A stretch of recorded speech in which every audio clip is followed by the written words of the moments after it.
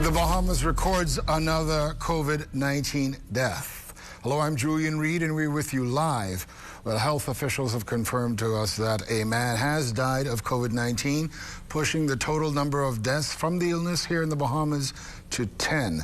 Now, the Ministry of Health will hold a press conference at 5 p.m., and we expect to get further details about this latest COVID-19 death and more updates regarding COVID-19. In the meantime, the Public Hospitals Authority has released information saying that visitation at the PMH has been suspended, as safety measures are updated.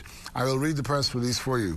It says, visiting hours at all public and private wards at the Princess Margaret Hospital have been suspended as part of updated prevention measures to mitigate the spread of COVID-19. Updates regarding patients will be made to the identified and or nearest relative and guardian by the assigned physician via telephone. Meals and beverages delivered for patients will not be accepted during this restricted period.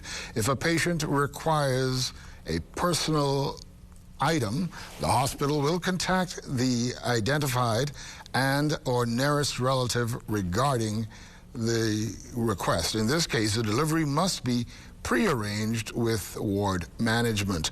Now, the release also says that efforts are being made to provide video conferencing for their patients on the children's ward so that they can interact daily with a parent or guardian. The public is asked to note that all public health announcements, public service announcements, and updates regarding health and hospital services during this time. So pay attention to the latest announcements. Of course, they'll be aired here on the Broadcasting Corporation. And again, the private and public wards, all wards at the Princess Margaret Hospital have been suspended. Well, now we will give you the latest statistics. Here in the Bahamas, 70 cases, 12 people have recovered, 792 in quarantine, and 10 dead. In the region, the Dominican Republic now has 5,543 cases, 265 deaths, 581 people have recovered. Jamaica, 252 cases, 6 deaths, 28 people have recovered. Trinidad and Tobago, 115 cases, 8 deaths, 41 people have recovered. Bermuda has 99 cases, 5 deaths, 39 people have recovered. Barbados, 76 cases, 6 deaths, 27 people have recovered. And Haiti, 62 cases, 4 deaths, 2 people have recovered there, according to reports. Now, the global perspective, there are more than 2.6 million confirmed cases around the world. More than 187,000 people have died, and more than 735,000 people have recovered. In America, the United States of America, more than 854,000 cases, more than 48,000 deaths, more than 84,000 people have recovered. In Spain, more than 213,000 cases, 22,157 deaths, 89,250 people have recovered. In Italy, 189,973 cases with 25,549 deaths, 57,576 people have recovered. Well, the COVID-19 pandemic has prompted the National Insurance Board to explore more innovative and efficient ways of getting money into the hands of those who need it. Well, that has led to an arrangement with a local company using a digital platform that officials say is catching on. Here's Cleopatra Murphy. The National Insurance Board has partnered with money transfer service provider SunCash to assist in processing and distributing cash for government's unemployment assistance program. A large crowd gathered at the company's East Street location Wednesday morning to collect those benefits. SunCash manager Dayan Bow says the company is processing clients' payments through an efficient digital platform using their mobile phones. Instead of going into a normal bank or getting a check and having to go to the bank, we send it to you by SMS, text, or email. You get a voucher that says your name, your PIN, a voucher number, and the amount of money you receive, and then you come to us and cash it out.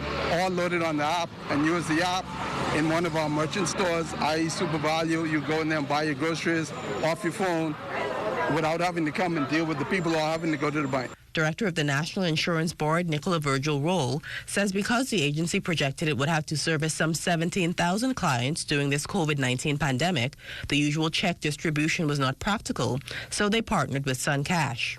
She says the agency wanted a company that has a physical presence, and the arrangement is particularly useful for NIB's unbanked clients. They had the ability to issue digital wallets. And so what we've done is where you do not have a bank account, or you've given us incorrect information about your bank account and the bank has rejected the payment, we then send those funds to SunCash. And so SunCash then combs through the list that we send them. They onboard the persons by calling them. They have to make sure people have given them the correct phone numbers, the correct email addresses. These have all been challenges as well. And then they onboard them onto their platform and they send them a voucher over their phones that gives them basically cash. As NIB clients waited on lines, SunCash staff moved through, checking their list to see if they had already been approved for payment. SunCash began onboarding payments last Tuesday, and Bourne says NIB has been alerting clients through a letter or email, prompting them to go in and collect. He says many clients can avoid unnecessary waits on lines. What we'd like them to know is don't come down here to be in this crowd because of what's going on until you get a text or email from us to tell us that we have your benefits, because right now NIB is still processing thousands and thousands of applications. So they've paid out 2 check runs so far to us, and a lot of people haven't been processed through yet, so they're still processing them through. So people are coming out here, don't necessarily need to come out here and can take the test and stay home until they get the text or email from us to say, hey, your payment's been approved, come and collect it, or do you want to just download it on the phone and use it on the phone? Bourne says as residents collect their benefits, they can also pay utility bills, as some have chosen to do. Cleopatra Murphy, ZNS Network News. Well, as we continue to grapple with the pandemic, operators of cruise ships, yachts, and commercial craft hoping to dock in the Bahamas will have to get special approval. Now, in this report, Al Taviz Munning speaks with Bahamas Maritime Authority officials about the protocol. There have been no ships docked here at the Nassau Harbor for the past 2 weeks. Norwegian Cruise Lines was the last ship that was anchored here in New Providence. In fact, Bahamas Maritime Authority officials tell us that there are no ships docked anywhere throughout the country. Bahamas Maritime Authority's CEO and Managing Director, Captain Dwayne Hutchinson, gave us this update from London. Currently, we have just over 16 ships that are what we call in our territory waters, where they're anchoring offshore. They come from a range of different companies. We have a broad spectrum of the passenger ship sector, which is reflective of our position within the world in terms of passenger ship. But that number will fluctuate as the ships come in, and obviously some of them may shelter here, and others have already indicated that they're making plans to perhaps proceed on to different destinations. The competent authority has asked the Bahamas Maritime Authority to assist with implementing protocols for cruise ships, yachts, and commercial craft wanting to shelter in the Bahamas during the COVID-19 pandemic. Chairman Denise Lewis Johnson told us that cruise lines have to apply to government, then combined approvals must be authorized from the Bahamas Maritime Authority and Port Controller in consultation with the Ministry of Health and the Attorney General's office. If there is a need for fuel or food, then those are dealt with specific protocols governing the process of receiving that. But it is important to note that there is no interaction with our populace, and there is no one coming off board. There are 1,520 ships registered in the Bahamas, including general cargo, tankers, container and passenger ships, offshore units, among others, totaling 65 million gross tons. Despite the COVID-19 pandemic, though, the Bahamas Maritime Authority is operating business as usual. We have positioned ourselves well, where we had a well-trialed and tested business continuity plan.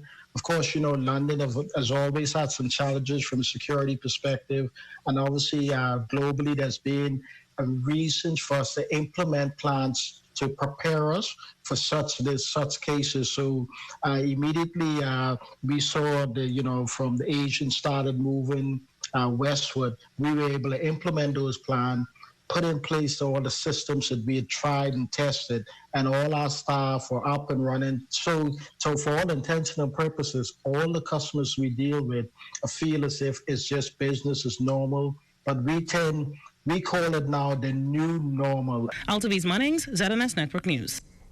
More to come after the break.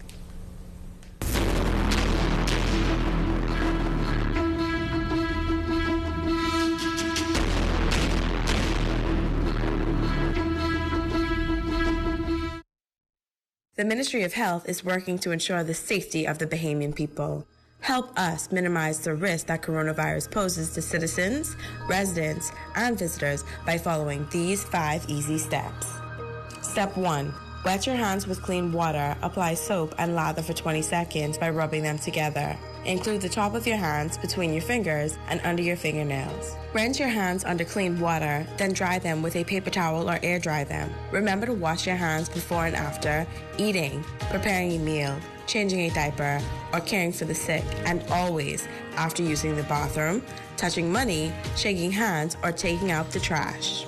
Step 2. Cough and sneeze in your elbow or upper sleeve, not in your hands, not in the air. Or you can cover your nose and mouth with a tissue when you cough or sneeze. Put your used tissue in the trash bin when you're finished. Remember to wash your hands with soap and clean water after you cough or sneeze. Also, remember never to spit on the ground, roads, or in open spaces. Step 3. Ensure that raw meat is properly handled and cooked thoroughly. Step 4. Avoid sharing drinking glasses, eating utensils like spoons and forks, or sharing personal items such as toothbrushes and towels. Germs can live on surfaces we touch, so wipe and disinfect surfaces where germs can live, and keep your surroundings clean. Step 5. Avoid close contact with anyone showing symptoms of respiratory illness, such as coughing or sneezing. Should you or anyone you know feel that you have been exposed to the coronavirus, contact the surveillance unit of the Ministry of Health immediately. To reach us, call 502-4776, 502-4790, or 502-4737. We want Bahamians and those that live with and visit us to remain safe from the coronavirus. To do this, we need the help of each and every one of you to follow the simple steps we have shared. Let's stay safe, Bahamas. Hi, I'm Stuart Cove, and for many years, I've taken pride in introducing young Bahamians and international visitors to the wonders of our Bahamian underwater world. Our marine ecosystem helps to keep our tourism industry and fisheries sector healthy and lucrative. We must all do our part in protecting it for future generations. And that is why I ensure our staff and customers are taught about the importance of coral reefs. I do this and more to protect our underwater life because I care. Do you? Hey, long time no see. You hear me? Long time no see. Boiled fish, stewed fish, stew conch. I love it all. Tourists come here to take our tours, experience our sun, sand, and sea, and they also spend money around town. I used to see a bunch of hogfish around here, but nowadays, I hardly see any. You protect one area, the fish do their thing, make a bunch of babies, that spread all over the sea. What's the problem? If we protect certain parts of our sea, it keeps all parts working right. I was against that phrase, but knowing what I know now, I totally agree having marine protected areas. I support marine protected areas. We support marine protected areas. Look for Bahamas Protected on Facebook. Sign the petition. Sign the petition.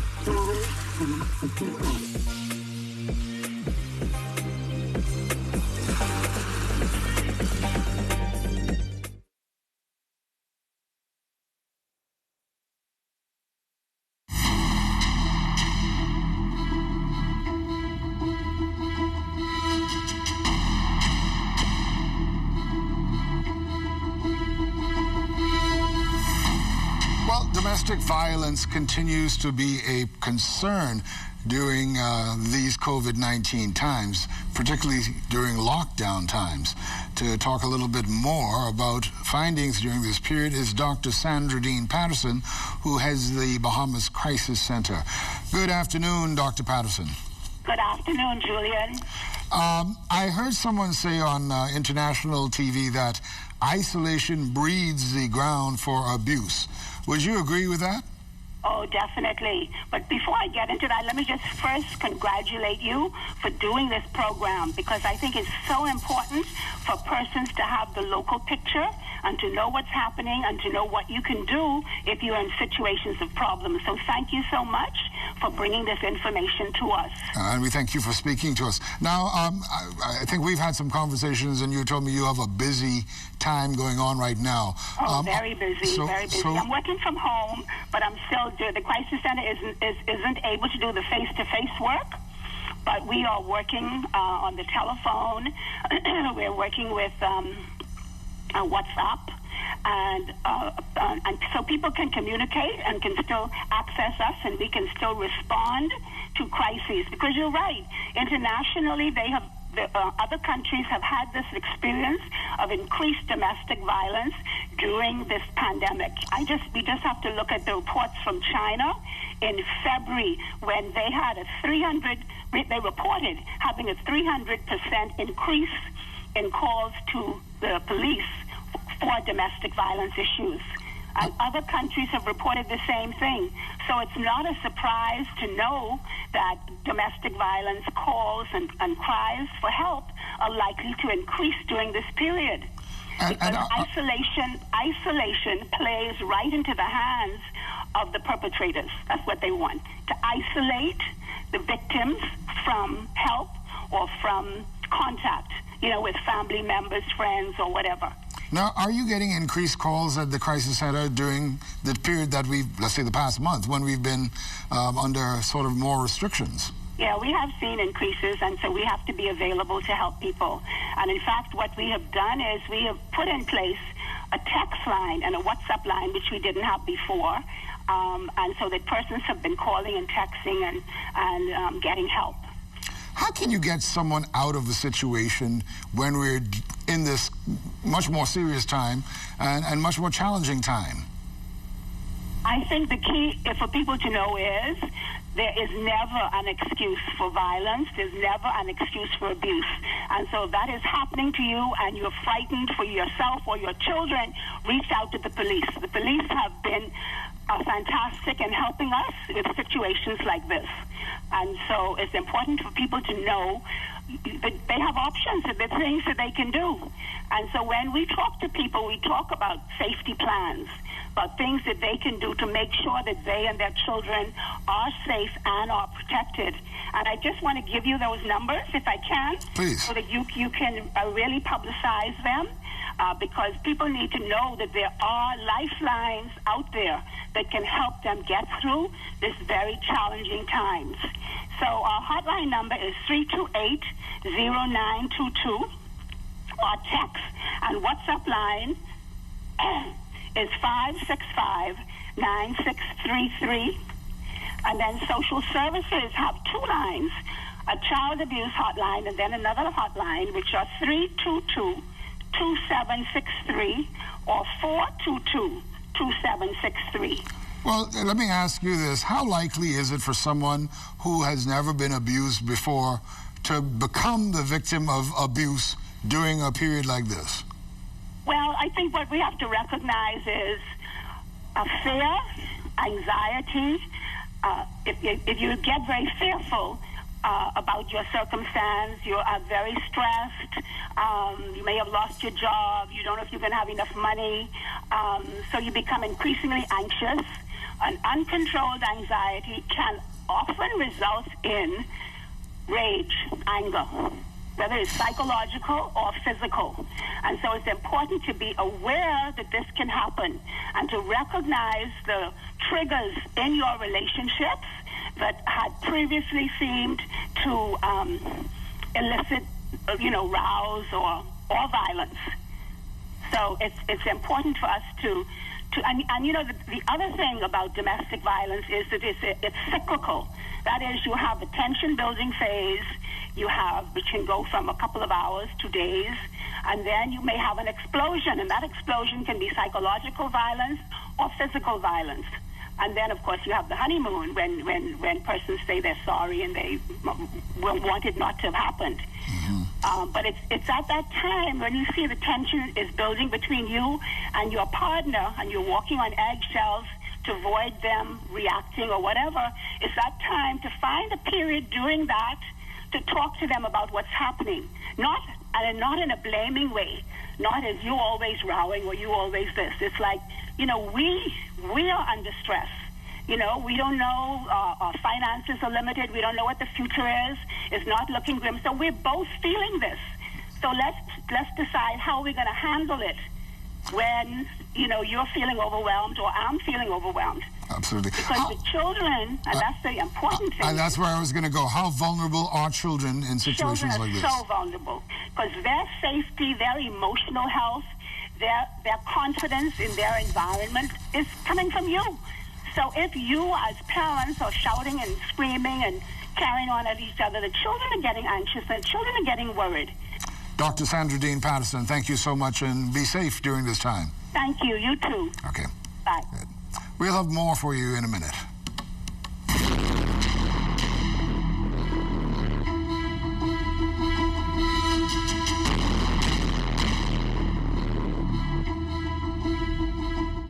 Nature-based tourism supplies almost $50 million in revenue for Androsians every year.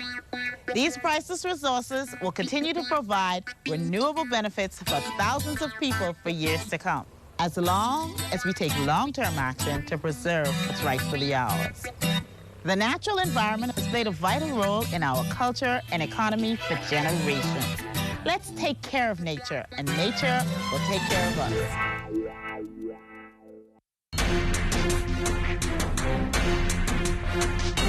COVID-19 continues to impact the Bahamas and the world.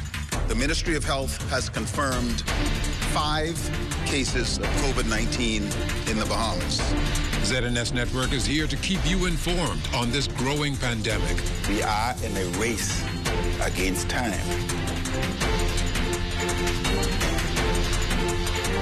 With team coverage, hourly updates, news, and special reports with information that is important to you. ZNS Network is your best choice for COVID-19 coverage. No other station covers the Bahamas better.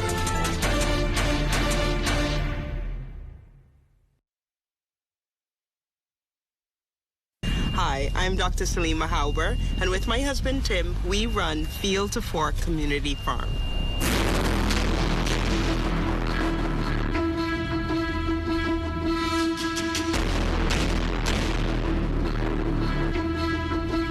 Welcome back. The impact that COVID-19 is having on the labor force is a serious one.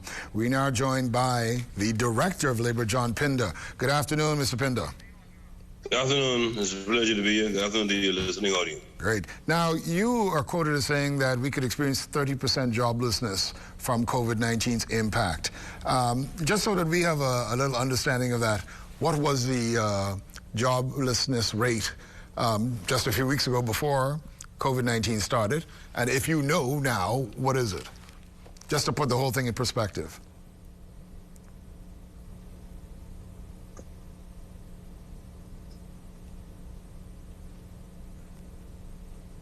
Did you hear me, Mr. Pinder?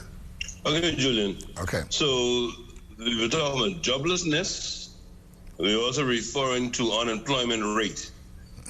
So the unemployment rate was around 11% just prior to what was happening. And we were doing what we kept posting on unemployable persons. We certified the Ministry of Labor certainly doing all they can through the training agency to train and prepare those unemployable so that they were able to have the necessary skills of employment. As a result of this COVID-19, we have a number of major employers who have just laid off employees at this time. Our concern from the Labor Department is that the Employment Act only gives the employer 90 days to make a decision on whether or not they would actually rehire persons or make them redundant. So we certainly know due to circumstances beyond our control and beyond their control, we certainly would have to cause there to be some amendment to that. There's some talks going on with the National Tripartite Council in that regard. In addition to, I've already appraised the minister of what we're about to do. So there should be some meeting tomorrow that should commence tomorrow to have those discussions so that somewhere along the line, that time frame of 90 days should be extended. How long, I don't know as yet, but I know certainly it has to go beyond the 90 days. Mm-hmm. But that said, when I was quoting the amount of unemployed, the rate the unemployment may advance to, had to do with the fact that some of the major employers, certainly they know they couldn't bounce back within 90 days. And some of the smaller business persons will be faced with difficulty in having that type of revenue in a short time to actually rehire their full complement of staff. So we're already getting some concerns coming from them saying that they may have to make this amount of positions redundant and, that sort of thing. We're going to do all we can from the Labor Department perspective to convince the employer, along with the advice coming from the Prime Minister, to keep those positions on as long as they can until we can, weather the storm. Now, we are a tourism country. That's what our bread and butter is. Some people are projecting that we may not actually see tourism in any real numbers again until Thanksgiving or maybe even Christmas. If you take that in mind, is 30% perhaps a conservative estimate? Okay, so once this is all said and done and the airlines start to do business again and the cruise lines start to do cruises again, I think the one thing we must bear in mind, that only New Providence and Grand Bahama, the two major islands that have been impacted by COVID-19. Bimini had a small amount of persons that isn't, don't affect the tourism industry too much because most of the tourists will come between Grand Bahama and Freeport. We recognize now that Exuma, Eleuthera, Salvador, and some of those other islands out there who have no cases, the government is taking the necessary steps to ensure that they are not impacted by this COVID-19. So they'll be ready for business. Mm-hmm. That's up to them to start to prepare their properties so that it'll be at a standard that is acceptable to visitors who would like to get away from that stress in their country and come to some nice destination where there's some peace and quietness and they feel that they're COVID-19 free and safe. So I think we have an opportunity in those areas to be able to accept tourists as soon as the doors open. Mm-hmm. I know a lot of businesses will be losing inventory because a lot of times you buy these inventory, they have a shelf life. Might there be a more okay, I'm sorry, might there be okay, I know we're having little issues with transmission here, but might we see a more aggressive look when it comes to dealing at work permits in the immediate aftermath of this pandemic? Most definitely. The mere fact that planes aren't able to move or persons aren't able to move, we shouldn't have any request at this time to bring in foreign workers. There are a number of persons who are here who are trying to get extensions on their work permit. That's acceptable, that's reasonable. But I can't see any employer trying to bring no large amount of employees into the country at this time because of what is happening. It's related to travel.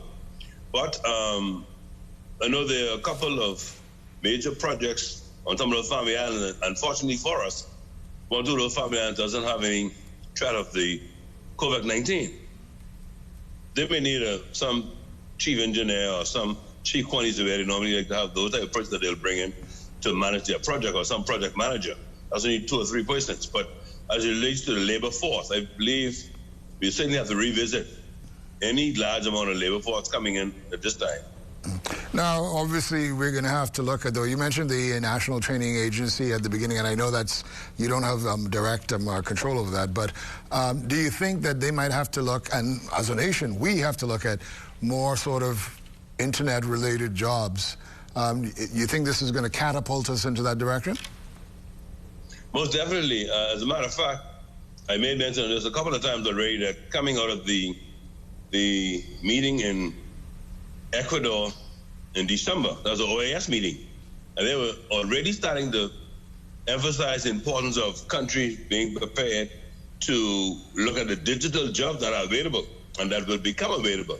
I don't know if they was forecasting something, but certainly a lot of the discussion was on the digital jobs. And there's some training program that persons can actually sign up. I think it's a 6 months or 6 weeks program you do, and you're able to fill in some positions around the world where you can be living in the Bahamas and your employer in some other part of the world, you're just working via the internet. So definitely that's going to be a huge opportunity for Bahamians. Hopefully those other countries' businesses will pick up and they're able to take advantage of that. But there's also the marine jobs. It looks like we may have lost the Director of Labor, John Pinder, there, who was actually sharing his perspective on employment in the Bahamas. We're going to take a break and be back with more after this, but we thank Mr. Pinder for joining us.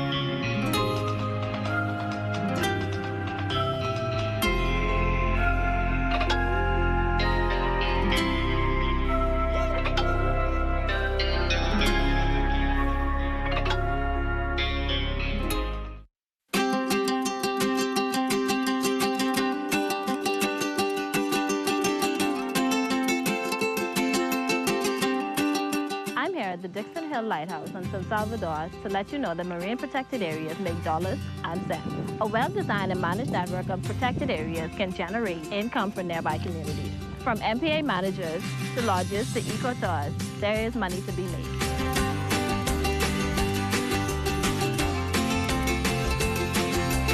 Healthy marine ecosystems help to protect our islands from climate change and other impacts that we cannot control. Healthy coral reefs help to break down fake waves, and mangroves absorb storm surge and help to protect our coastline.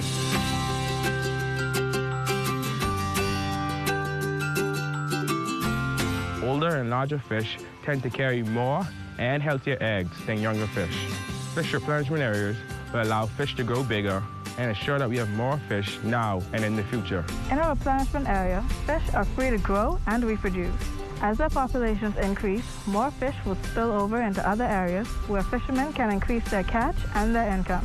I support the establishment of a marine protected area on my island. I support the establishment of marine protected areas on my island. I support the establishment of marine protected areas on my island. I support the establishment of a marine protected area on my island, and you should too. And you should too. And you should too. And you should too. See the future with Bahamas Protected.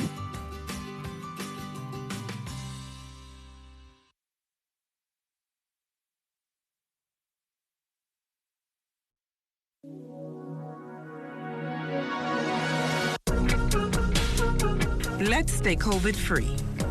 Remember the 3 S's. Sanitize, social distance, and stay inside.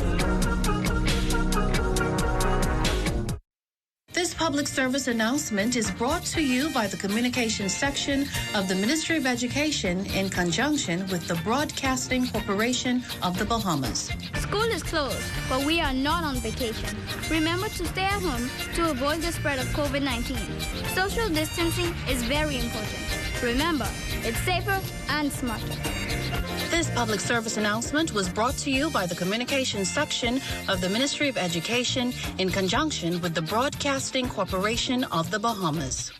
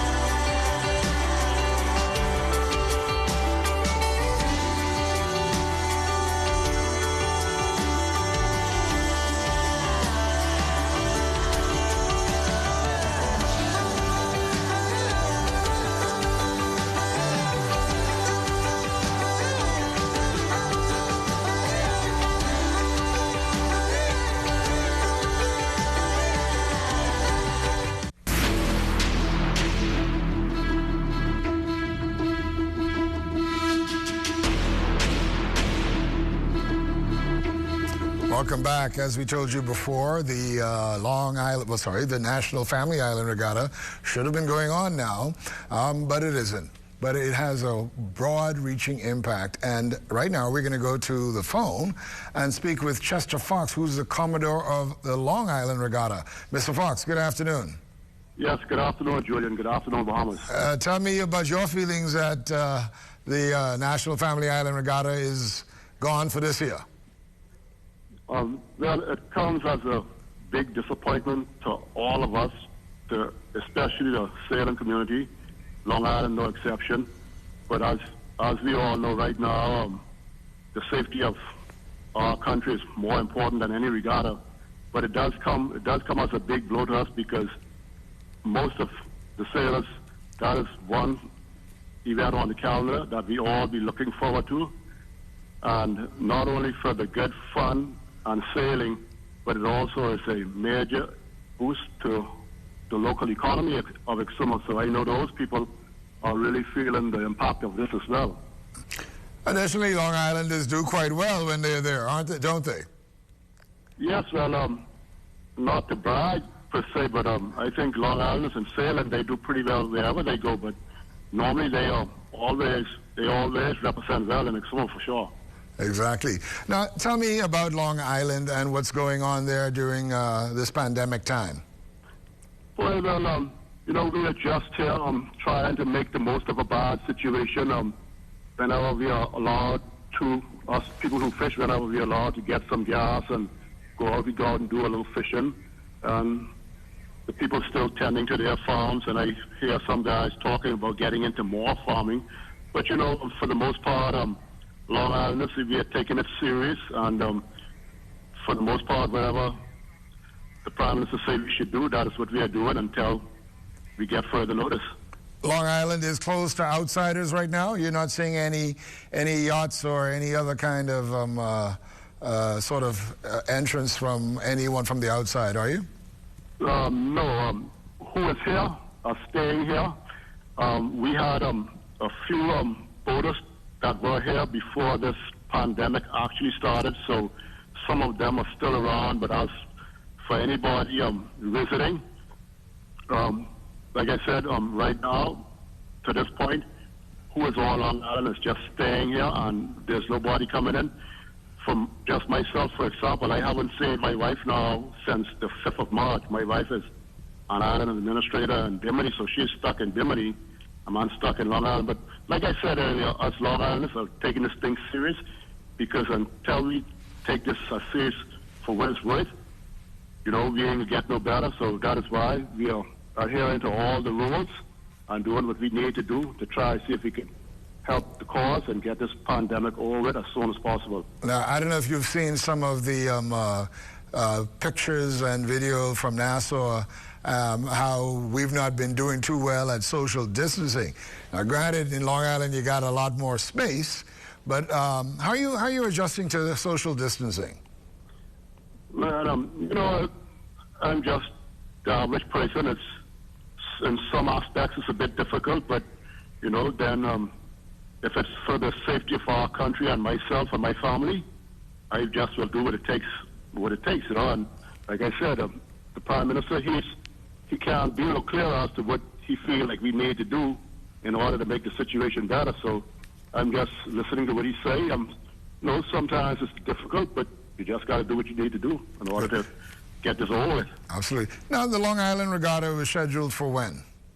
Our regatta will have been starting on the 3rd of May, the 3rd of June, sorry, which is the Wednesday before Labor Day. But obviously that's not going to happen. So right now, sailing is at a standstill. But sailing is very important to these local economies. But then we also have to look at the bigger picture, and that is the well-being of our country as a whole. So we all just got to suck it up, and hopefully this will get over with in a timely fashion, and maybe, if we are lucky, probably we can maybe get the DOB off the ground. At least we the sailors will have one nice sailing event to look forward to before the year's over. Now, we know the Long Island Fair usually comes up in May as well, right? And then you've got your big raffle, etc. Right. That's a big money maker. Another blow to the economy there, huh? Yes, that is, like I said, this social distancing and this virus pandemic has really put a major damper on everything, because the fair is like probably the biggest fundraiser for the Long Islanders Association, and next to that would have been the Long Island Switch-Up Regatta that is hosted in Montague in March every year.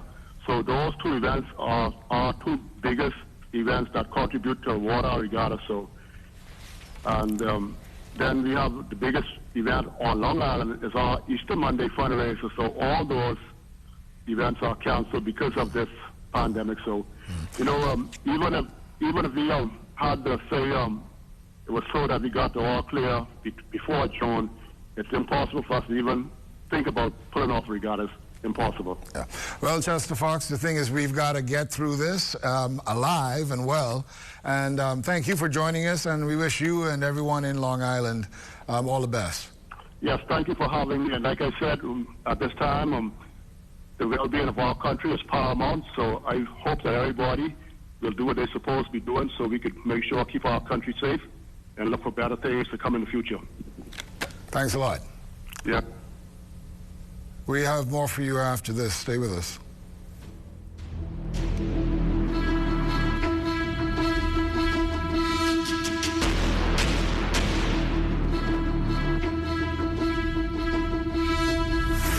Hepatitis is the inflammation of the liver, which is the organ responsible for filtering toxins from the body, producing bile for digestion, and producing proteins and clotting factors. The most important cause of hepatitis worldwide is viruses, of which there are 5 main types: A, B, C, D, and E. Hepatitis B and C are major health challenges globally, affecting over 300 million persons worldwide. The suspicion of hepatitis may be a challenge, as there are typically no symptoms.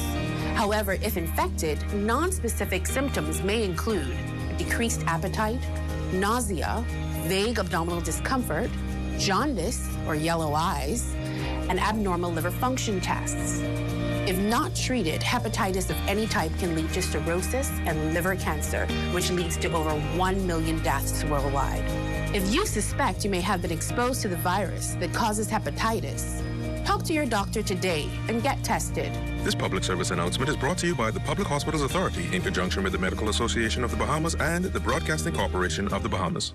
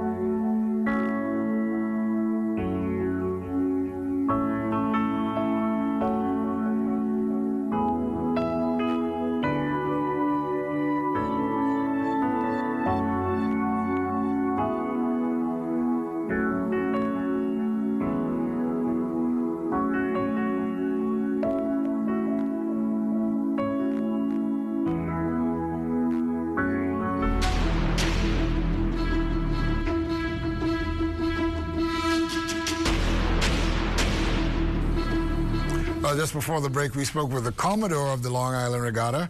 Now we're speaking with the Vice Commodore of the Long Island Regatta, Stephen Knowles. Good afternoon, Skipper Knowles. You all right? Great, Mr. Reid. How are you? I'm not so bad, but you're actually stuck here in Nassau. Yeah, it would have been better if I was stuck in Long Island, no doubt. How are you feeling about this whole situation that we're going through right now? Well, considering what was happening, well, what is still happening in the United States, Italy, England, all over the world, I mean, this pandemic has the world basically almost to a complete stop. Here in the Bahamas is no different. I mean, we're not even a producing country. We don't really make anything. We don't hardly grow any food. We only have a certain supply of medical professionals. So what the government is doing, I think, in my opinion, is the right thing. We can't afford to have cases growing exponentially. I mean, that would just put this country in pandemonium in no time. You know, the great United States is having grave difficulty dealing with this, especially a large city like New York. And you can imagine that happening in Nassau. It'd be crazy.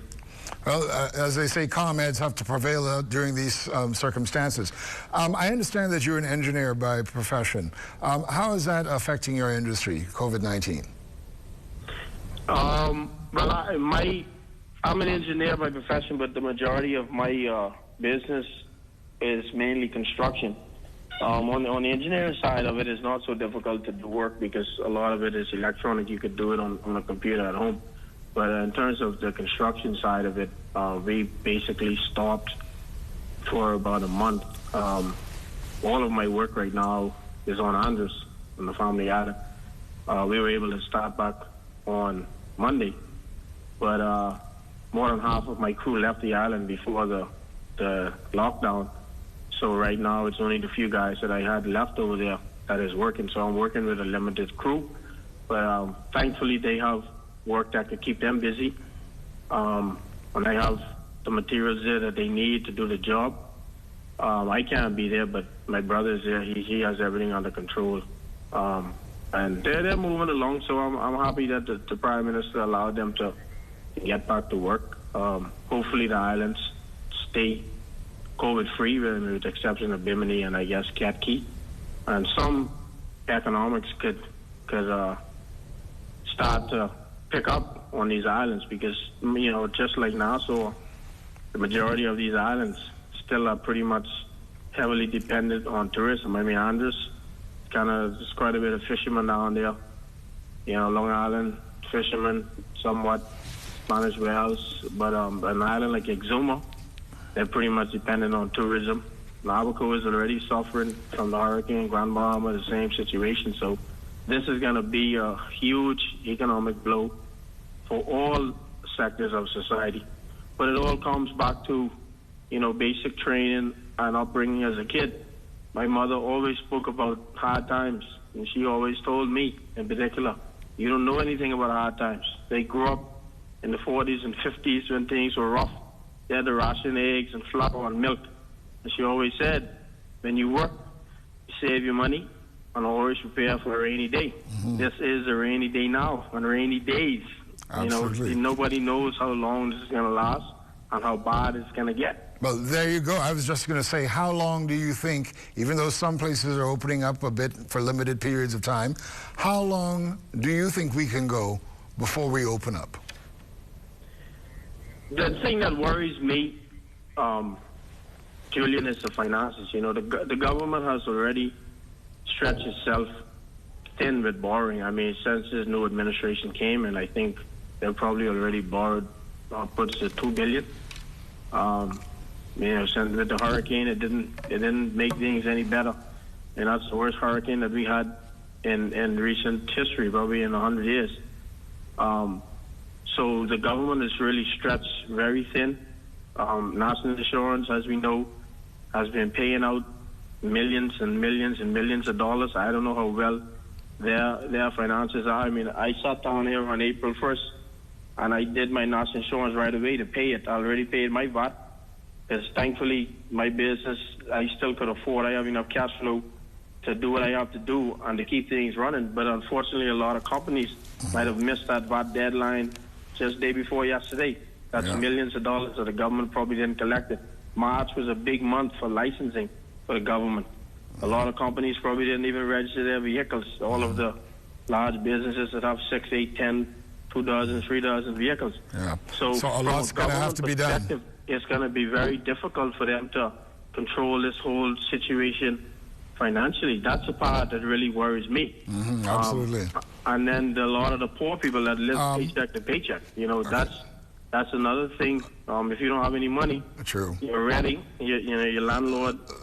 Some people have told me that their landlords have been kind of lenient and they understand. But Stefan, I regret we're running out of time. We've got another guest to actually interview, and we're running out of time. So I really want to thank you for joining us, and and for encouraging everyone. And let's see us all get through this, eh? Yeah, thank you very much, Julian. Hopefully the next time we'll have a little longer time to talk and conversate. All the best, yes. Yeah. Okay, thank you. Now, if you're an entertainer, the National Family Island Regatta is a prime time for you to actually show off your talents and make some money. And of course, entertainers, as you know, in the Bahamas have a hard time anyway. We're going to one of the best right now, Dylan McKenzie, D-Mac. Good afternoon, D-Mac. Good afternoon, Julian. How you doing, man? All right, yeah, I'm okay, but I got to keep talking about the economic blow we're feeling. And you were one of the organizers for particularly the entertainment side of the National Family Island Regatta, right? Yeah, man. Shouts out to the Regatta Committee. This would have actually been the week. I mean, I was handling from a few aspects of it. I handled from the production aspect, sound, lighting, staging, as well as finding the entertainment for the event, hiring the entertainment, and myself are actually performing for this event. So yeah, this is a blow. Had this been going on, how many artists would have been there performing? On an average, at least about 20 to 25 artists and bands would have been performing at this. And financially, how beneficial would it have been to the artists? Look, I mean, the National Family Island Regatta, as you would know, everybody looks forward to that. That is the staple of when it comes down to regattas. This is the regattas, but just before the best of the best at the end of the year. So, this is like the big job, one of the bigger jobs. And so a lot of the entertainers and artists were really counting on this event to pull off. Mm-hmm. This is a time, they say, for innovation, right? And of course, we see a lot of musicians around the world doing a lot of things on the internet, a lot of concerts, stuff like that. How possible is it to have real revenue generation from that kind of thing for a Bahamian artist? Oh, that's definite. Like you said, this is a new time, a new era. We have to now think of innovative ways, creating different opportunities for ourselves. I'm sure even as entertainers, we would see now more than one stream of income is definitely a necessary thing to do. But also looking from an entertainment, and what we can do now is more online stuff. So we now have to venture into things like pay-per-view and maybe trying to host those type of things, getting those type of events going on, that kind of way. Mm-hmm. So, like I said, we don't know how long we're going to be in this situation, and when the regatta season will come up again. I guess it'll be next year now. So that just gives you more time to plan an even better show. Yeah, it gives us time to plan. It gives us now, I mean, I personally feel that even from the aspect of Bahamian entertainment, there are some of us, but not all of us aren't pulling our socks up in terms of what we need to do. Yeah, we're doing a lot of great things here locally, but now, especially from the traditional music, the Rake and Scrape and Jonkano and Bombay, I think now this is our opportunity to get our heads together. We have had the opportunity now to reset and reboot. I guess it's all cards on deck now. It's a level playing field.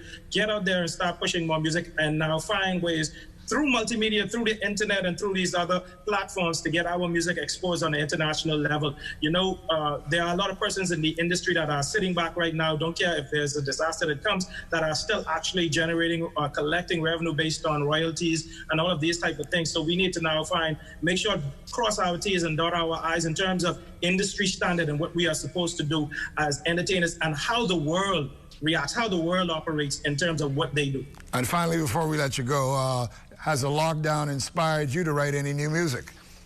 In studio now. Studio music is behind me.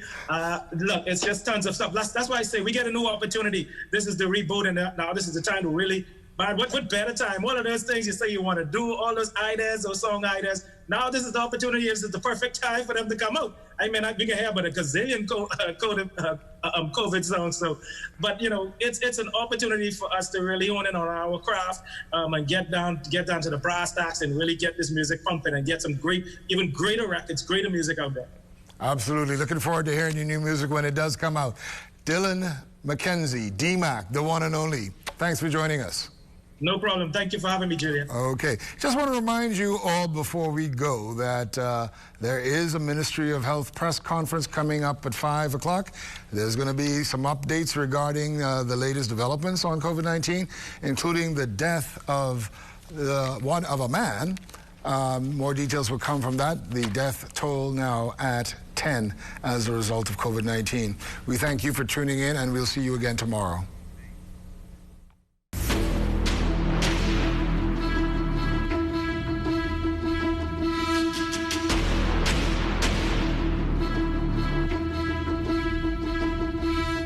Only letting so many persons in. Do you think that's going to become a challenge in a sense? We have to do something. Us being a very small nation, you know. And then